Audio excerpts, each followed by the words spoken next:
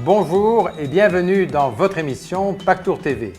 Aujourd'hui, nous avons le plaisir d'accueillir Samadda Fersobé, directrice de l'Office de tourisme de la République dominicaine. Bienvenue. Bonjour et merci. Alors, pour nous rafraîchir la mémoire, donnez-nous un peu une checklist de la République. À combien d'heures c'est? Quel temps fait-il? Quel décalage? Bon, on était il y a 6 heures de décalage, on y va 5 heures. Pour se rendre en République dominicaine, vous pouvez prendre un vol direct de Bruxelles, plus ou moins 9 heures. Pour y aller, c'est un vol de jour et pour revenir, c'est un vol de nuit. Combien de fois par semaine? Il y a 4 fois par semaine. Et où atterrissons? On arrive à Saint-Domingue une fois par semaine et 3 fois par semaine à Punta Cana. Alors, tout le monde connaît le balnéaire. Est-ce qu'il y a autre chose que du balnéaire en République? Il y a beaucoup à faire en République dominicaine.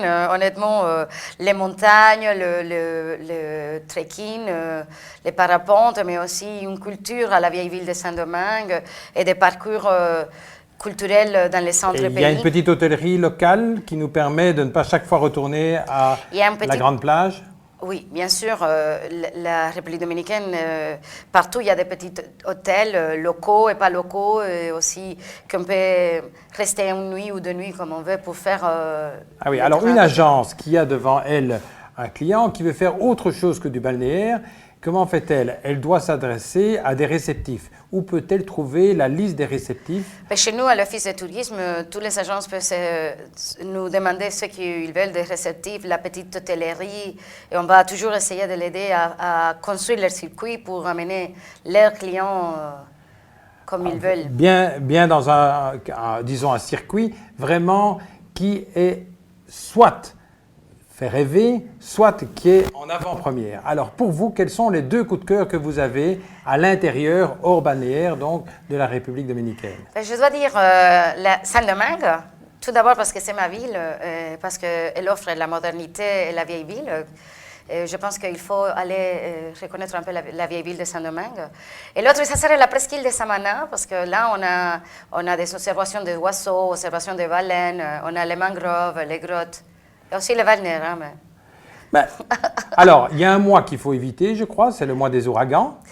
Oui, la saison des ouragans, c'est un peu dans l'été. Je pense que le pire, ça serait peut-être le mois de septembre, mais c'est à l'hasard. On ne sait pas s'il y a un ouragan ou pas. Il y a 11 mois qui sont parfaits, il y en a un qui est à moitié.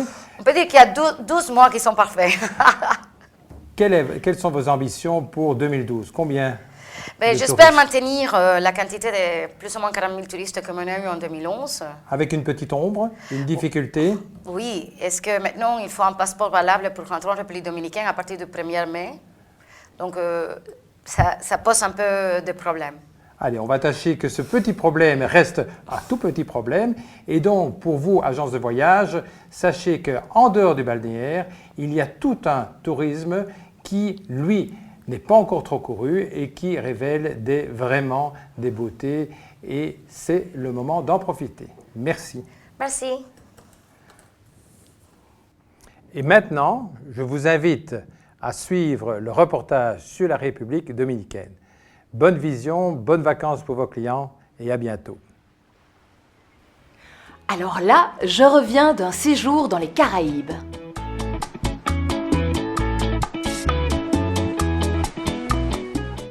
Et c'est la République dominicaine qui m'a conquise.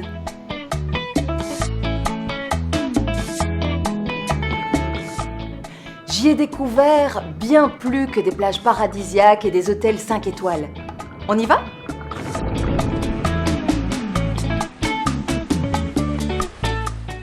La République dominicaine est située au cœur des Caraïbes, entre la Guadeloupe et Cuba. Elle est baignée par la mer des Caraïbes et ça, c'est déjà tout un programme.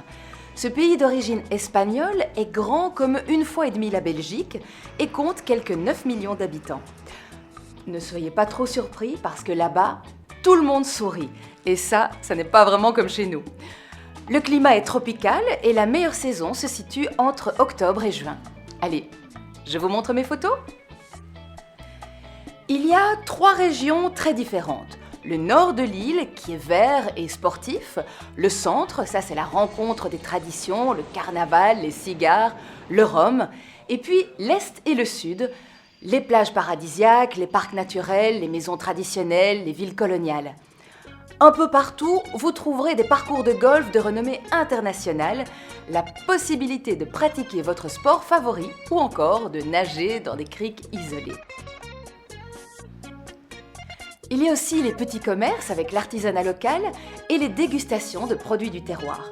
Un petit conseil, n'oubliez pas de marchander. Tout ça pour vous dire, surtout ne restez pas dans votre hôtel. Vous manqueriez l'essentiel. Faites comme moi, louez une voiture pour faire le tour de l'île. Je l'ai fait à mon aise en moins de 10 jours. Aucun problème pour circuler, les distances entre les villes sont à peine de 2 à 3 heures de route, avec des paysages surprenants. Allez, en route, je vous montre le nord. Bienvenue à Puerto Plata. C'est ici que Christophe Colomb commença sa découverte des Amériques en 1492.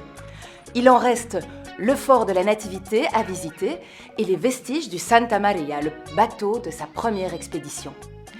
Là-bas, j'ai fait du trekking et des promenades à cheval, mais il est également possible de faire de la spéléo dans des grottes. Plus près de la mer, il y a des plages venteuses sans récifs qui sont idéales pour pratiquer la planche, le kitesurf et le surf.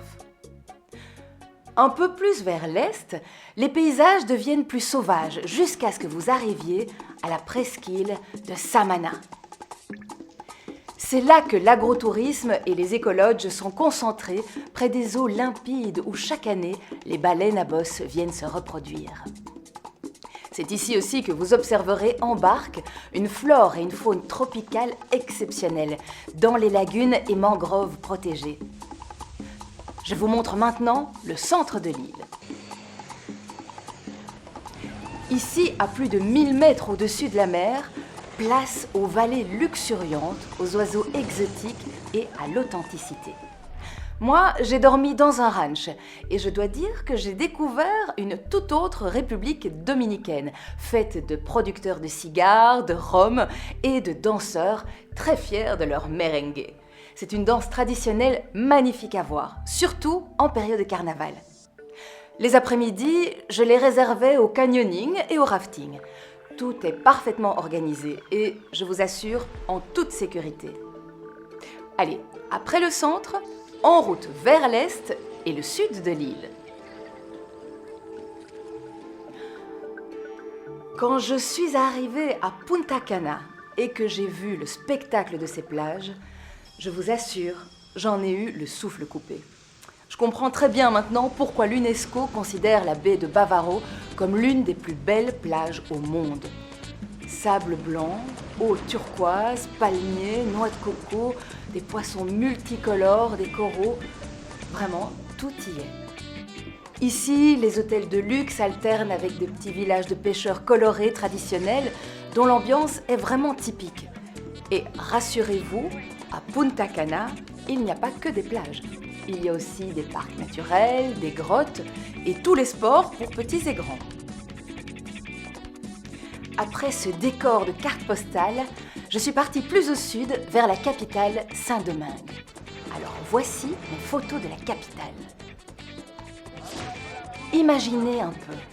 Saint-Domingue est la première capitale établie dans le Nouveau Monde par Colomb.